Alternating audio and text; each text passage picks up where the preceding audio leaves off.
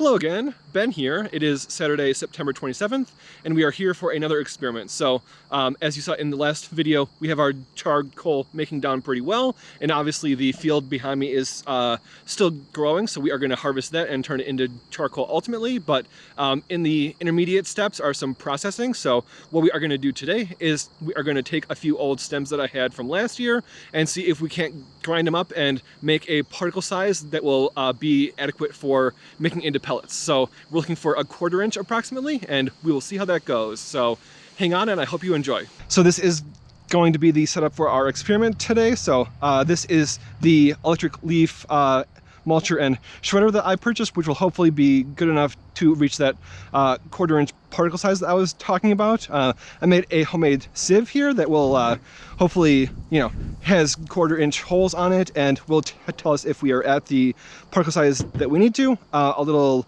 container for weighing, some safety equipment, and then some wrenches because this is not assembled, unfortunately. So we will get to that in a second. And then also, this is some Miscanthus stems that I harvested last year that I just had lying around in my house that I am going to use to see, if we can reach our goal or not of that 1/4 inch grind. So I'm going to get to assembling and then we can get started. So the whole point of this is that unfortunately you cannot just stick whole stems in a pellet press. It will not work very well, or at least that's what I'm assuming anyway. So you have to make it a much finer particle than that. You have to grind it up. So this, will hopefully be a cheaper version of a grinder than having to use something like a hammer mill. So I will if I have to, but I would much rather just use something like this if I can. So we're gonna assemble it and test it out and see if it works. So through the magic of the internet, it is now assembled. So we'll just do a little tour real fast. So basically all this is essentially a electric motor on the bottom here with a steel chute and a little outlet right there, and the blades in there. So materials, in my case, Miscanthus stems, are going to go on the top, and they are going to come out this little chute right here, and I'm just going to collect them into a bin for today, and then we are going to see how fine of a job it does chopping them up. So relatively straightforward, but should be interesting, and hopefully this will be all of the grinding that I need to do before I can go straight into making pellets. So we will determine that today, and hopefully it works. So I'm going to get suited up, and then we will get started. So we have hearing protection, we have eye protection, and we have our hand protection. So I'm assuming this is going to get pretty loud, so we will not give you that audio because that would be not very fun. Okay.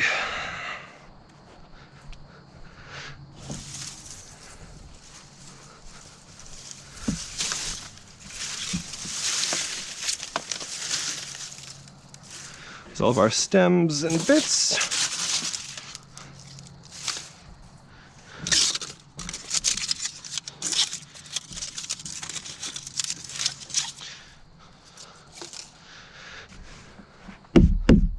Then we're going to catch it in here.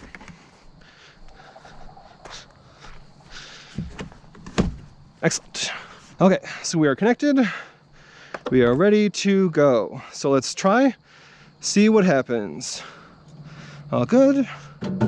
Nothing loose. Okay.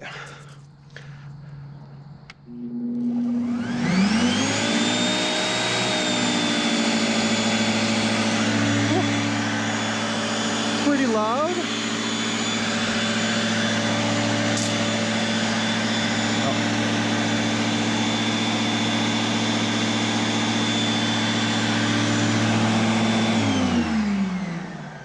Always unplug it before you do anything to the machine.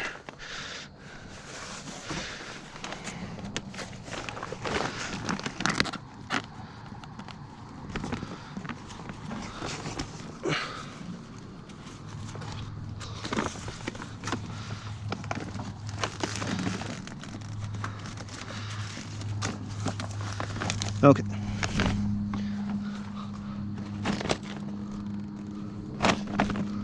So we'll catch it in there instead, so it doesn't blow away.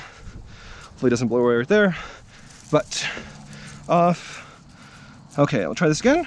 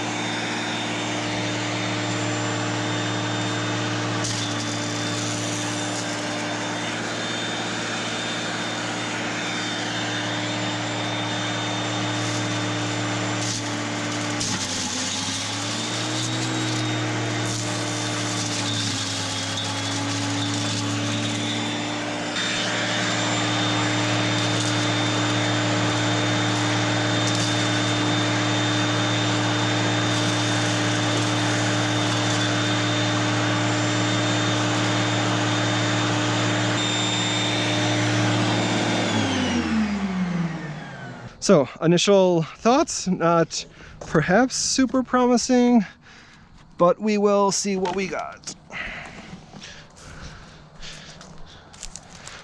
Obviously it shattered quite a bit of the material, which is less than ideal.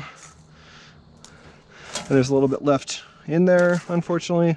Definitely turned off. Okay. Yeah, it kind of wrapped itself up in there a little bit.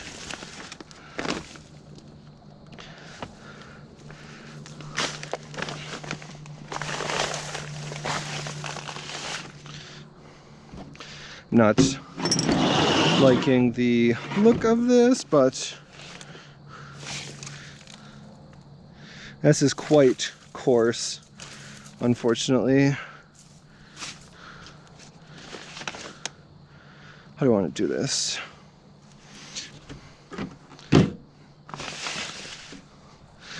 Actually, this is clean.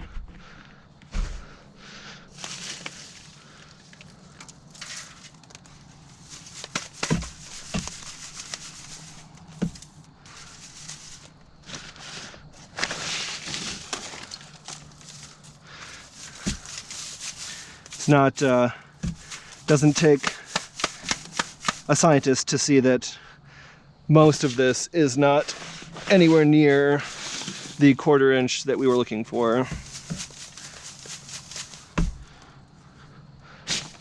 Unfortunately.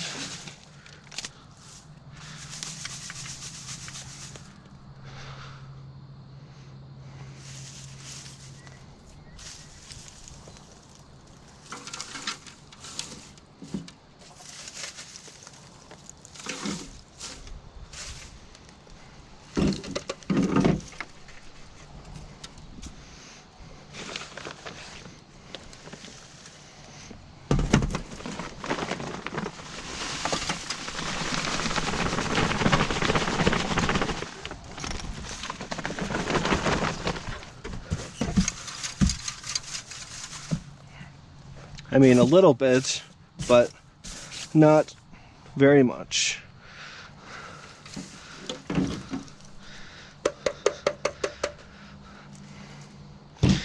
So I'm going to try sending it through a second time and just see if that does anything else to it, but I'm not very optimistic that it will. Ready.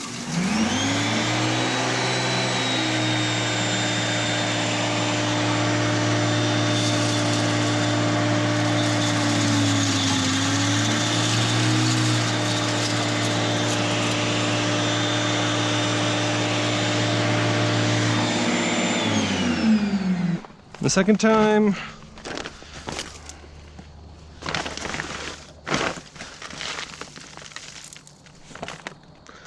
Ooh. Some in my eye.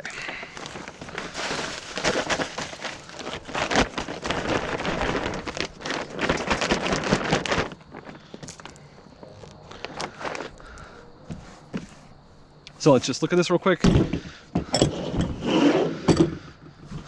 Okay. So it was supposed to grind it.